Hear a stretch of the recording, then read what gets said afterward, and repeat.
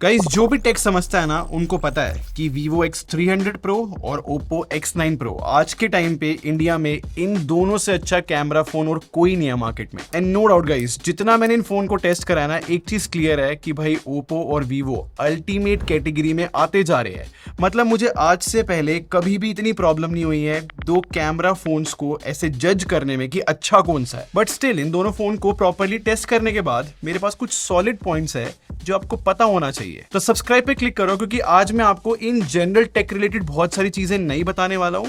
और same time पे अगर आप सच में कोई बहुत अच्छा कैमरा फोन खरीदना चाहते हो तो मैं आपको एक अच्छा डिसीजन लेने में हेल्प कर सकता हूं। पहले क्विकली दोनों फोन की डिजाइन को डिस्कस करते हैं। देखो, मेरे को पता है क्या फील हो रहा है। Vivo जो है बहुत टाइम से सर्कुलर कैमरा मॉड्यूल बनाता हुआ आ रहा है। अब कहीं ना तो कहीं यूज्ड टू भी हो चुके हैं हम इस डिजाइन लैंग्वेज से, बट सेम टाइम पे ऐसा लगता है कि हाँ, हमने डिजाइन पहले भी देख लिया है। जबकि Oppo की बात की जाए तो गाइस देखना इस फोन को, आई थिंक ये जो एक मॉडर्न डिजाइन लैंग्वेज फॉलो करता है और थोड़ा रिफ्रेशिंग लगता है। इनफैक्ट मैंने एक चीज नोटिस भी करी है, अगर इन दोनों फोन को मैं फ्लैट सरफेस पे रख दूं तो Vivo जो है इंक्लाइंड रहता है काफी, जबकि Oppo जो है ज्यादा फ्लैट फील होता है। बेसिकली मैं ये समझाना चाहता हूं कि Vivo का जो कैमरा मॉड्यूल है वो बहुत ही ज्यादा ठीक है। पॉकेट में अगर फोन रखते हो तो इसका कैमरा मॉड्यूल बहुत विजिबल रहता है। और पिछले कुछ टाइम से हम एक ट्रेंड नोटिस कर रहे हैं कि सारे एक्सपेंसिव एंड्रॉइड फोन जो है एप्पल की तरह एक्शन बटन देना स्टार्ट कर चुके हैं। और ये चीज इन दोनों फोन के लिए भी एप्लीकेबल है, क्योंकि Oppo और Vivo दोनों एक एक्स्ट्रा बटन के साथ आते हैं। बट यहाँ पर Vivo के पास एक एडवांटेज है कि हम एक टाइम पे दो एक्शंस असाइन कर सकते हैं। जैसे कि एक मैंने टॉर्च सेट कर दिया और दूसरा रिंग और वाइब्रेट करने के लिए फोन। बट Oppo के पास भी एक एडवांटेज है, मतलब इनके पास से अपना एक्शन बटन तो मिलता ही है, बट सेम टाइम पे जैसे कि आईफोन में कैमरा कंट्रोल बटन मिलता है, ये सेम चीज Oppo में भी मिलती है। और प्रॉपर्ली टेस्ट करके बता रहा हूँ, मुझे स्पीकर्स Vivo के पसंद आए, बट जो हैप्टिक फीडबैक है आई थिंक वो Oppo का ज्यादा स्ट्रॉन्ग लगा मेरे को। और दोनों ही फोन में अल्ट्रासोनिक फिंगरप्रिंट स्कैनर मिलता है, जो कि अच्छी टेक्नोलॉजी है। तो डिजाइन से आपको थोड़ा इंट्रोडक्शन मिल गया होगा कि ये फोन एग्जैक्टली में कैसा दिखते हैं।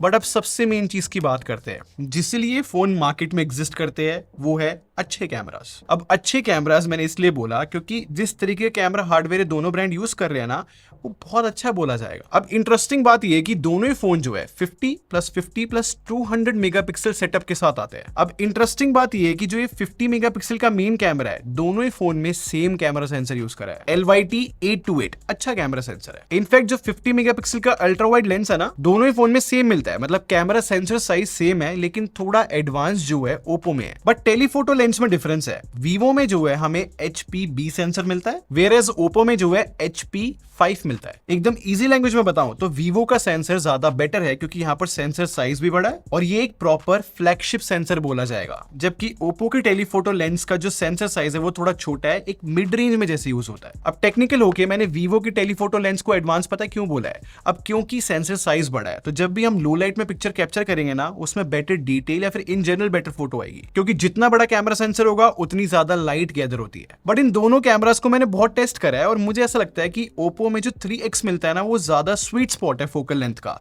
क्योंकि Vivo में 3.5x से ज्यादा पीछे जाना पड़ता है टेलीफोटो के टाइम पे। तो ये सारी टेक्निकल चीजें आपको पता होनी चाहिए, क्योंकि आप बेस्ट कैमरा फोन खरीदने जा रहे हो और ऐसा कैमरा हार्डवेयर हमें बाकी फोन्स में नहीं मिलेगा इंडिया के अंदर। तो हार्डवेयर वाली बातें एकदम क्लियर हो चुकी है। अब सीधा फोटोज की बात करते हैं, और फोटोज भी ना मैं सेगमेंट वाइज आपको दिखाऊंगा, जिससे आपको बहुत अच्छे से क्लैरिटी आएगी। सबसे पहले डिटेल्स की बात करते हैं। अब यहाँ पर बहुत सारे पिक्चर्स कैप्चर करने के बाद ना मुझे रियलाइज हुआ कि यार Oppo जो है ना, डिटेल बहुत अच्छी लेकर आता है अपनी फोटोज के अंदर, क्योंकि बाय डिफॉल्ट ना Oppo 50 मेगापिक्सल की फोटो कैप्चर करता है। तो इसी वजह से देखो, हर एक फोटो में अगर हम जूम कर देखें तो ज्यादा डिटेल Oppo में दिखती है। ऑब्वियसली Vivo में भी ऑप्शन है कि हम 50 मेगापिक्सल की फोटो कैप्चर कर सकते हैं, लेकिन जब भी हम 50 मेगापिक्सल की फोटो खींचने जाते हैं Vivo से तो थोड़ा टाइम लगता है। अब नेक्स्ट हम बात करते हैं डे लाइट HDR में कौन सा फोन सही है। अब ये चीज बहुत लोगों को पता होगी कि जब भी डे लाइट में बहुत अच्छे HDR की बात आती है ना, तो वो Vivo किंग रहा है काफी टाइम से। और अब इन फोटोज को देखो, कितनी इंटरेस्टिंग बात है कि Oppo ने भी जो है कैचअप कर लिया है और ये भी बहुत अच्छा HDR दे रहा है। बट स्टिल अभी भी मैं बोलूंगा Vivo जो है सच में HDR में किंग है, क्योंकि जब मैंने बहुत सारी फोटोज कैप्चर करी तो ज्यादा कंसिस्टेंट Vivo रहा।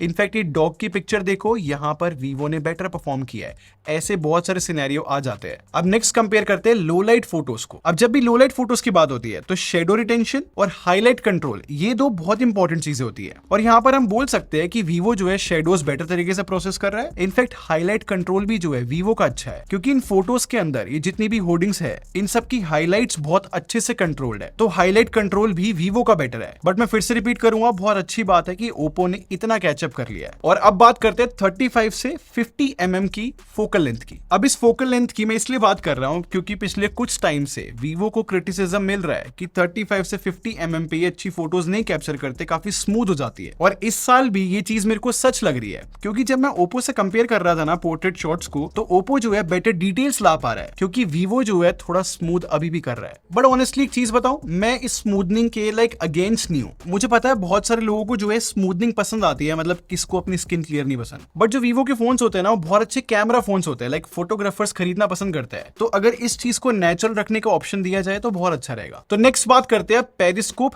पोर्ट्रेट्स के बारे में। तो जैसे कि मैंने बताया था, कैमरा हार्डवेयर जो है वीवो का अच्छा है, इन शॉर्ट पेरिस्कोप लेंस ज्यादा वीवो का अच्छा है, तो इस वजह से ना डिटेल जो है बेटर वीवो के अंदर ही आती है। और जब भी पोर्ट्रेट्स की बात आती है तो यार वीवो स्ट्रेट किंग बोला जाता है, और इसके पीछे सिंपल रीजन है, इतने सालों से जो है वीवो अलग अलग ब्लर स्टाइल्स के ऊपर काम कर रहा है, इतने अलग अलग इफेक्ट्स मिल जाते हैं कि पोर्ट्रेट फोटोज आर्टिस्टिक से लेके ड्रामेटिक हम बना सकते हैं। तो इन दोनों फोन के कंपैरिजन में पोर्ट्रेट्स में तो मैं वीवो ही अभी बेटर बोलूंगा। अब नेक्स्ट मैक्रो की बात करते हैं, क्योंकि ये भी इंपॉर्टेंट पार्ट है। अब ओप्पो का एडवांटेज ही यही है कि ये बहुत ज्यादा क्लोज जा सकता है सब्जेक्ट के, तो वो चीज अच्छी है। बट जैसे कि मैंने बताया था कि वीवो का जो कैमरा सेंसर है वो ज्यादा बड़ा है, तो ज्यादा सिनेमैटिक शॉट वीवो के आते हैं। अब नेक्स्ट जूम कंपेयर करते हैं। देखो एक चीज क्लियर है, 10x से लेके 30x एक ऐसी जूम रेंज है जो ज्यादा यूजेबल रहती है, और यहाँ पर ही मुझे फील हुआ कि वीवो बेटर परफॉर्म कर रहा है, क्योंकि ओप्पो जो है 10x जूम के बाद ही जो है AI वाली स्मूथनिंग दिखा देता है। और क्योंकि ये दोनों फोन्स जो है 2026 के बोले जाएंगे, और इस साल इन कैमरा फोन्स ने थोड़ी लिमिट को पुश करके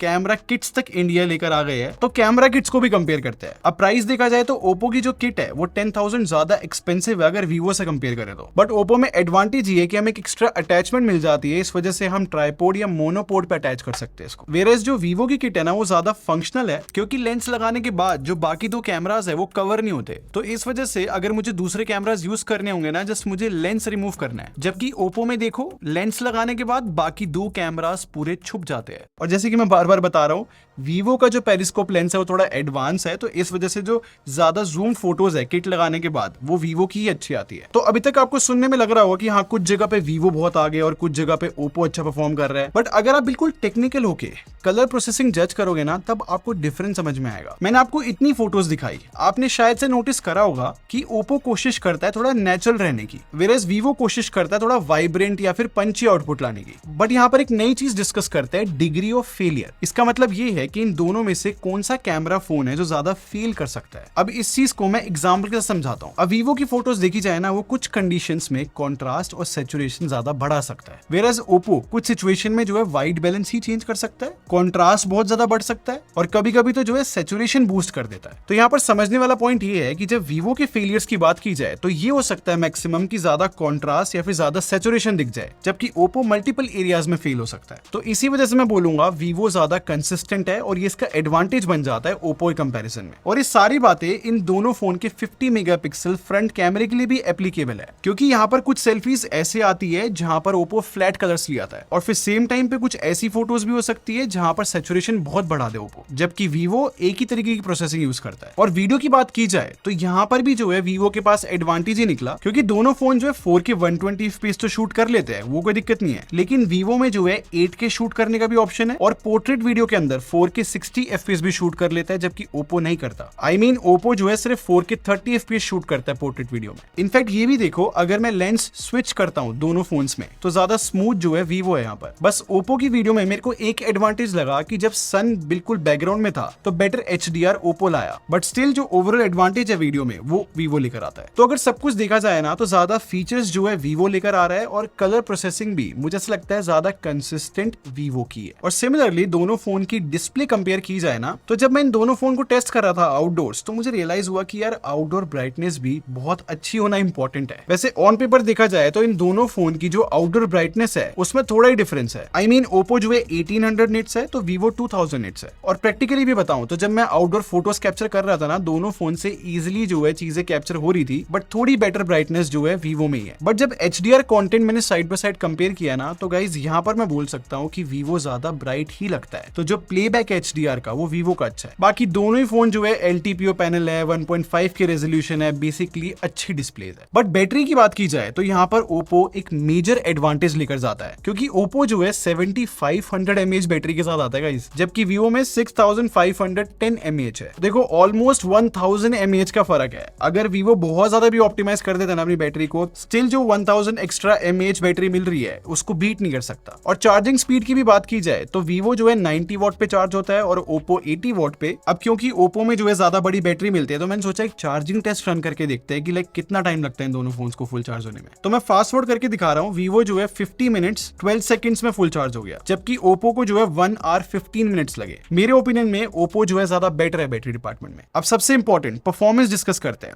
अब मजे की बात यह है कि दोनों ही फोन जो है सेम प्रोसेसर यूज करते हैं, सेम रैम है और सेम टाइप की स्टोरेज यूज करते हैं। और इसी वजह से अगर मैं Antutu या फिर Geekbench ये सारे स्कोर्स दिखाऊं तो वो बहुत ही सिमिलर दिखेंगे। And guys obviously COD BGMI जैसे गेम्स तो दोनों फोन इजीली हैंडल कर लेते हैं, काफी पावरफुल है बेसिकली। तो इसी वजह से मैंने जेंशन इम्पैक्ट और विदरिंग वेव्स इन दोनों गेम्स को ज्यादा अच्छे से टेस्ट करा। और इन गेम्स को खेलने के बाद मेरे को इन फोन्स की ट्यूनिंग समझ में आई परफॉर्मेंस की कैसे हुई है। मैंने जब जेंशन इम्पैक्ट खेला ना 30 मिनट्स के लिए इन दोनों फोन पे, तो वीवो ने जो है 59.2 एवरेज FPS दिए, जबकि ओप्पो ने 51.9 एवरेज FPS दिए। अब देखो इस प्राइस पॉइंट पे ओप्पो 50 के अराउंड एवरेज FPS लेकर आ रहा है, ज्यादा अच्छा नहीं बोला जाएगा। और विदरिंग वेव्स की भी बात करूं तो यहाँ पर वीवो ने 49.5 एवरेज FPS दी है, जबकि ओप्पो ने 45.4 एवरेज FPS। बट इन दोनों गेम्स के जो मैंने स्क्रीनशॉट दिखाया ना, यहाँ पर नोटिस करना कि वीवो ज्यादा गर्म था। तो यहाँ से मुझे परफॉर्मेंस ट्यूनिंग समझ में आई कि वीवो ने इस तरीके से परफॉर्मेंस ट्यून कर रखी है कि ज्यादा एवरेज FPS आने चाहिए, चाहे फिर फोन का टेम्परेचर बढ़ जाए। जबकि ओप्पो ने ज्यादा सेफ ट्यूनिंग की है, जिससे ज्यादा टेम्परेचर ना बढ़े और ज्यादा बैटरी पे फर्क ना आए। और अब ऐसे ही अगर हम सॉफ्टवेयर डिपार्टमेंट कंपेयर करें ना, तो गाइस कितनी चीजें चेंज हो गई है। मतलब एक टाइम था कि लोगों को वीवो की फ्रंट टच OS इतनी पसंद नहीं आती थी, और जब भी ओप्पो वर्सेस वीवो होता था एक क्लियर विक्ट्री हमेशा कलर OS को मिलती थी, जो कि ओप्पो में है। लेकिन जब से वीवो में ओरिजिन OS आई है, चीजें चेंज हो चुकी है। पहली बात, इन दोनों फोन की अपडेट पॉलिसी में डिफरेंस है। ओप्पो प्रॉमिस करता है 5+6 इयर्स की अपडेट पॉलिसी, जबकि वीवो 5+7 इयर्स प्रॉमिस करता है। वैसे तो मैं ओरिजिन OS के ऊपर पूरी डेडिकेटेड वीडियो बना चुका हूं, लेकिन स्टिल थोड़ी सी चीजें बताता हूं। जब से वीवो में ओरिजिन OS आई है ना, अब ज्यादा स्मूथ हो चुकी है UI और ज्यादा फीचर रिच है। और ये दोनों ही ब्रांड जो है बहुत सारे AI फीचर्स के साथ आते हैं। अब क्योंकि मुझे बहुत टाइम मिल चुका है ओरिजिन OS को टेस्ट करने के लिए, और जितना मैंने इस फोन को यूज किया ना, वीवो X300 Pro को, मुझे हियर एंड देयर बग्स देखने को मिले। इन शॉर्ट ओरिजिन OS अभी नहीं है, इसको और टाइम चाहिए स्मूथ होने के लिए। अभी के लिए इजीली मैं बोल सकता हूं कि ओप्पो की कलर OS आज भी बहुत ज्यादा स्मूथ है और बहुत ज्यादा स्टेबल फील होती है। तो जितने भी डिपार्टमेंट हमने बहुत अच्छे से कंपेयर करके डिस्कस करे हैं, इन सारी बातों को क्लब करके समझा जाए ना, तो एक चीज क्लियर है गाइस कि अगर हम डिजाइन, बैटरी और सॉफ्टवेयर डिपार्टमेंट देखें तो वो ओप्पो X9 Pro का काफी स्ट्रॉन्ग बोला जाएगा वीवो के कंपैरिजन में। जबकि वीवो जो है हमेशा की तरह अपना एडवांटेज लेकर आता है कि लाइक इतने सारे कैमरा फीचर्स दे देता है, स्पेसिफिकली पोर्ट्रेट मोड के अंदर। इनफैक्ट वीडियो के भी ज्यादा फीचर्स हमें वीवो में देखने को मिलते हैं। तो सिर्फ कैमरा पॉइंट ऑफ व्यू से देखा जाए तो आज भी जो है better camera phone Vivo X300 Pro है। बट अगर ओवरऑल फोन जज करा जाए, क्योंकि भाई बैटरी भी इंपॉर्टेंट होती है, सॉफ्टवेयर भी बहुत इंपॉर्टेंट होता है लॉन्ग टर्म कोई भी फोन यूज करे, और इसमें कोई डाउट की बात नहीं है कि ओप्पो ने अपना कैमरा बहुत अच्छा कर लिया है। मतलब नेक टू नेक कॉम्पिटिशन ही था वीवो के साथ। तो ओवरऑल बैलेंस फोन जो है हम ओप्पो X9 Pro को भी बोल सकते हैं। तो अगर इन दोनों फोन में कंफ्यूज हो तो बस इतना समझ लो कि ओप्पो जो है ज्यादा बैलेंस फोन है और वीवो जो है एक अच्छा कैमरा फोन है। तो अब मुझे कमेंट सेक्शन में बताओ आप इन दोनों में से कौन सा फोन खरीदना पसंद करोगे। और अगर आपको ये वीडियो पसंद आई हो तो लाइक बटन पे क्लिक कर देना और सब्सक्राइब करके हमारी टेकबर आर्मी को ज्वाइन कर लो। हम लोग क्वालिटी में बिलीव रखते हैं। अगले मिलते हैं। Thanks for watching. Bye guys.